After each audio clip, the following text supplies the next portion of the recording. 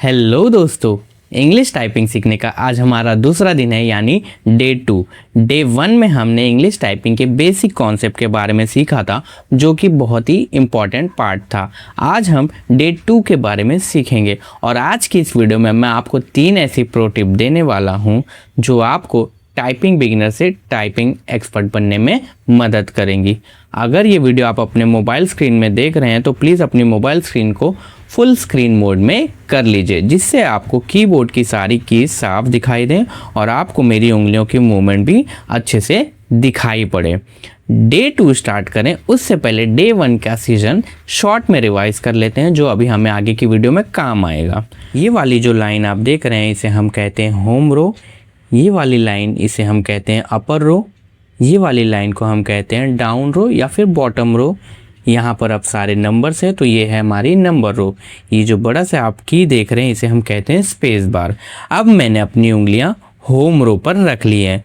Typing में हमारी उंगलियों की proper resting, proper placement home row पर यही होती है। हमारी उंगलियां यहाँ से कहीं पर भी टाइप करेंगी, वापस लौट कर अपनी होम पोजीशन पर चली आएंगी। अब हमने क्या प्रैक्टिस किया था?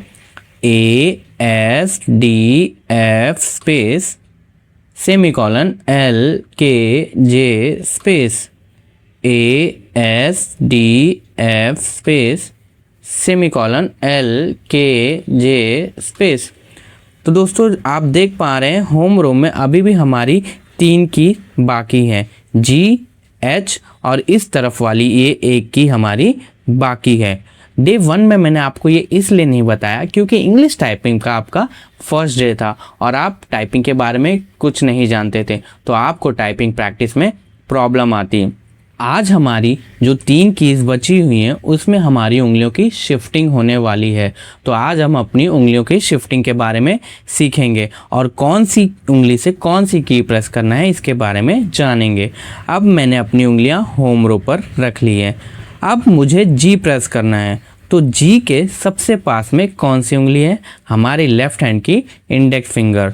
तो टाइपिंग रूल के हिसाब से मैं अपनी लेफ़्ट हैंड की इंडेक्स फिंगर से जी प्रेस करूँगा और वापस अपनी होम पोजीशन पर चले आऊँगा। ठीक उसी तरीके से मुझे एच प्रेस करना है, तो एच के सबसे पास में कौन सी उंगली है? हमारी राइट हैंड की इंडेक्स फिंगर। तो टाइपिंग रूल के हिसाब से मैं अपनी राइट हैंड की इंडेक्स फिंगर से एच प्रेस करूँगा और वापस अपनी होम पोजीशन पर चले आऊँगा। अब इस तरफ की ये जो आप की देख रहे हैं इसके सबसे पास में कौन सी उंगली है? हमारे राइट हैंड की लिटिल फिंगर, छोटी उंगली।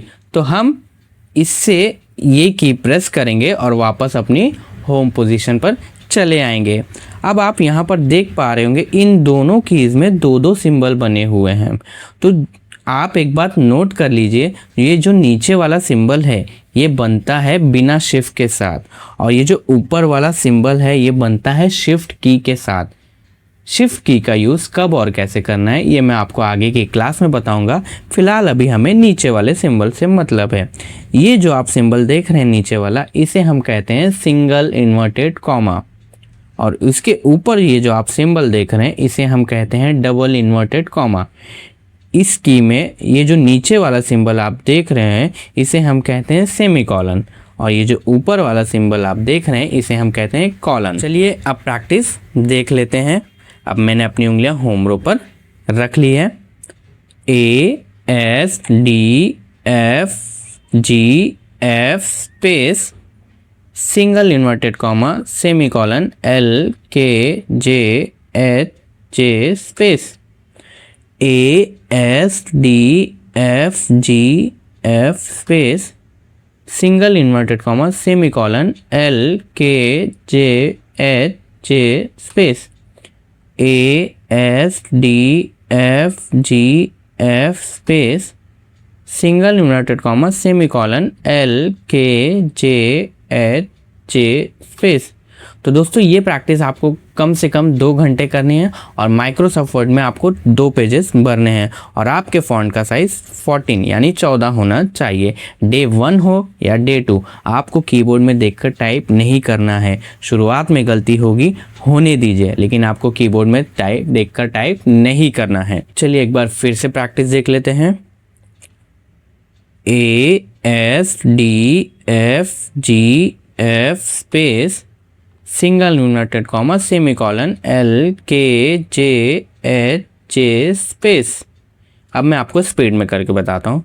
ASTFGF space single inverted comma semicolon LKJHJ space ASTFGF space single inverted comma semicolon LKJHJ space. अब बात करते हैं उन 3 प्रो टिप के बारे में जो आपको टाइपिंग बिगिनर से टाइपिंग एक्सपर्ट बनने में मदद करेंगी। पहला, द रबर बैंड रूल। जब आप G या H प्रेस करने के लिए अपने इंडेक्स फिंगर को मूव करेंगे तो बाकी की 3 उंगलियां अपनी जगह से नहीं हिलने चाहिए। इसके पीछे लॉजिक ये है, अगर आपका पूरा हाथ हिल जाएगा तो आपको होम पोजीशन ढूंढने में टाइम जाएगा। आपको अपनी उंगलियों को ऐसे समझना है जैसे वो एक रबर बैंड से बंधी हुई हैं। जब वो G या H प्रेस करेंगी, तुरंत प्रेस करने के बाद वो खींचकर अपनी होम पोजीशन पर चली जाएंगी। दूसरा number, don't look down, the blind fold challenge.